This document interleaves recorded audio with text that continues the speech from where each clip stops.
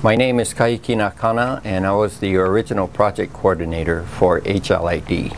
I did the setup for the project. I had to work at getting the physical structure together in the beginning.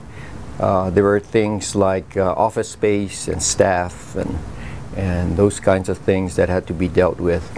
Setting up processes, how the money was going to flow between DOT and OHA, who were the approval agencies, and where did we all sit within the state procurement system, because these were two state agencies, and who was going to have procurement responsibilities. All those kinds of issues were my responsibility to resolve. The other part of the setup was also finding out who the stakeholders were, because as you know, when the freeway was built, there was much controversy. The freeway opened in 1997, and 3 years lapsed before we finally began this project in the year 2000.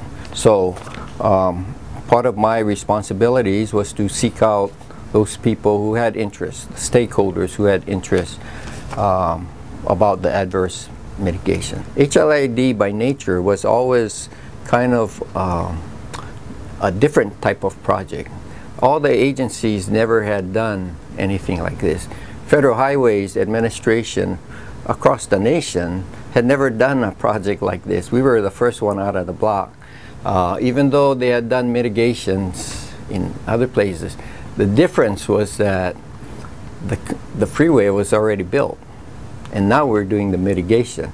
Normally, federal agencies do the mitigation and do their checks on the impacts prior to the building.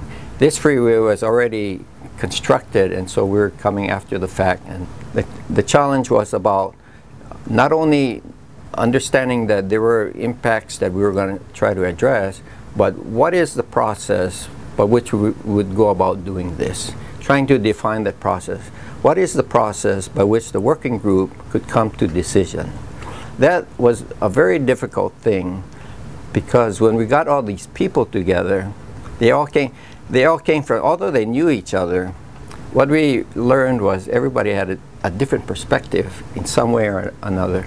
There were 4 different areas, basically land areas, and as we had discussions with this working group, we started learning that within each area, the perspectives of what should be done or what was the practice in the areas were all different. And trying to come to one understanding was a very difficult thing. HLID is a very dynamic process.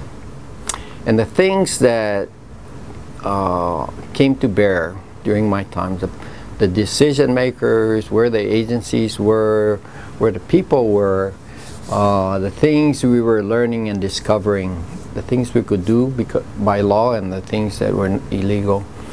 All of those things were fluid. They were fluid. And sometimes we would think we could do something and move one way, and then we discover something that would make us do something else.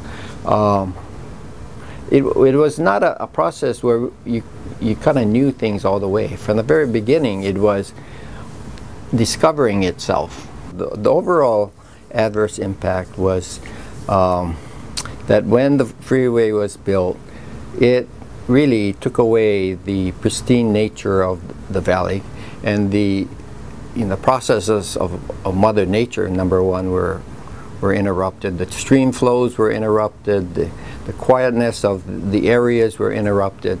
Any kind of cultural practice that people could go up into the quiet valleys and have a practice either culturally or religiously, those things were impacted. And so, that's generally speaking for all areas, that's the overall impact that needed to be mitigated. Everyone who worked on this project brought aloha with them. They were the passion of the stakeholders who for most of their lives had lived some kind of passion. They never gave up on their responsibilities and their passions, and today I don't believe anybody has lost that yet. my hope is that, you know, in the end result, everybody will win, because everybody who brought responsibility and served it well, it'll all come together, and that's the end result. People are very resilient, and I'm going to differentiate between the culture and the people, because culture sometimes is static in the sense that when we experience culture, we experience the character, the value sets, the things that are of the people. But the thing that makes it dynamic is the people themselves. And if the people are resilient in the things that they believe in and the things that they live, then the culture will be that way, not because the culture is normally that way, but because the people are that way.